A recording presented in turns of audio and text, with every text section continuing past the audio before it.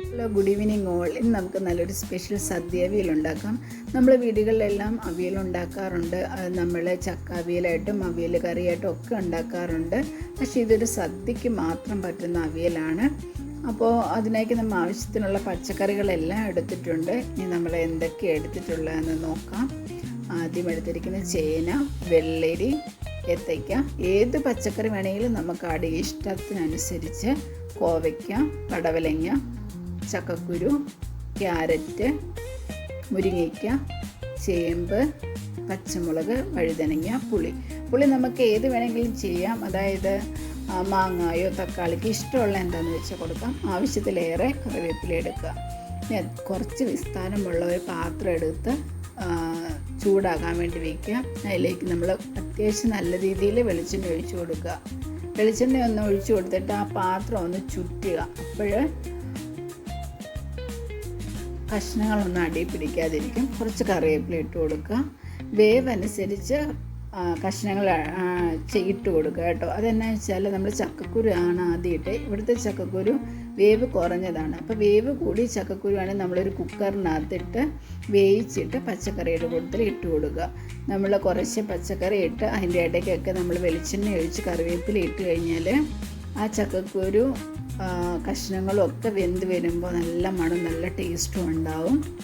അപ്പോൾ എരിവിന് ആവശ്യമായ പച്ചമുളക് ചേർത്ത് കൊടുക്കുക. പിന്നെയും കറിവേപ്പില ഇടുക. കുറച്ച് പൊടികൾ ആഡ് ചെയ്ത് കൊടുക്കുക. അതായത് മഞ്ഞൾപ്പൊടി, മുളക് പൊടി, ഇതുപോലെ ആവശ്യത്തിന് ഉപ്പ് പൊടി. എന്നിട്ട് അതിൻ്റെ മുകളിലേക്ക് കുറച്ചും കൂടി വെളിച്ചെണ്ണ ഒഴിച്ചു കൊടുക്കുക. നമ്മളിതിനകത്ത് വെള്ളമൊന്നും ഒഴിക്കുന്നില്ല. ഓൾറെഡി പച്ചക്കറിക്കകത്ത് വെള്ളമുണ്ട്. പിന്നെ നമ്മൾ വെളിച്ചെണ്ണയും കൂടി ഒഴിക്കുമ്പോൾ അത് വേകാനുള്ള ആവശ്യത്തിനുള്ള വെള്ളം അതിൽ നിന്ന് കിട്ടും. നമ്മൾ സദ്യക്കുള്ള ആയതുകൊണ്ട് നമ്മൾ ചാറായിട്ട് വെക്കുന്നില്ല. ഒരു പെരളൻ മാതിരിയിലാണ് നമ്മൾ വെക്കുന്നത്. ഇപ്പോൾ അവിയൽ ഏകദേശം കഷ്ണങ്ങളൊക്കെ വേകാറായിട്ടുണ്ട്. നമ്മളിത് ഇടയ്ക്കിടയ്ക്ക് നോക്കിക്കൊണ്ടിരിക്കണം. ഞാൻ 2-3 തവണ ഇളക്കി നോക്കിയിട്ടുണ്ടായിരുന്നു. അപ്പോൾ ഇല്ലെങ്കിൽ അടിക്ക് പിടിക്കും. അപ്പോൾ അത് നല്ലതായിട്ടൊന്ന് ശ്രദ്ധിച്ചോണം. അങ്ങനെ ഇളക്കി കൊടുക്കുക.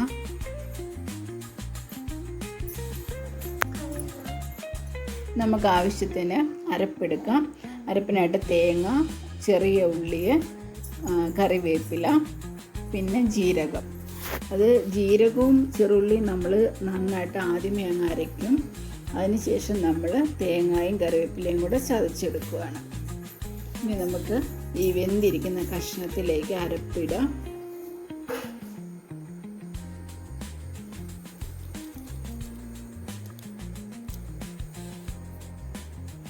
അരപ്പിട്ടിട്ട് നന്നായിട്ട് ഇളക്കി കൊടുക്കണം. അതുപോലെ തന്നെ പുളിയും കൂടെ ഒഴിക്കണം. നമ്മൾ നേരത്തെ പുളിക്കകത്ത് വെള്ളം ഒഴിച്ച് വെച്ചിട്ടുണ്ടായിരുന്നു. നന്നായിട്ട് ഞെരടിയിട്ട് അതിൻ്റെ ആ വെള്ളം കൂടെ ഒഴിച്ച് കൊടുക്കുക. എന്നിട്ട് നന്നായിട്ട് ഇളക്കി കൊടുക്കണം.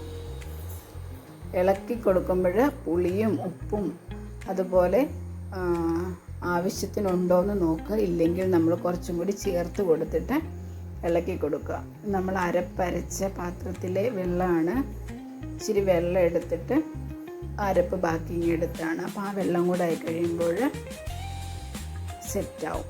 ഇനി നമ്മൾ ഒന്ന് ആവി കയറ്റി അടച്ച് വെച്ചിട്ട് ഇനി നമ്മളൊന്ന് ഇളക്കി നോക്കുകയാണ്. കണ്ടോ, നിങ്ങൾ ആവി വരുന്നുണ്ടോ? ഇനി ആവി വരുമ്പോൾ ഒരു മണം വരും.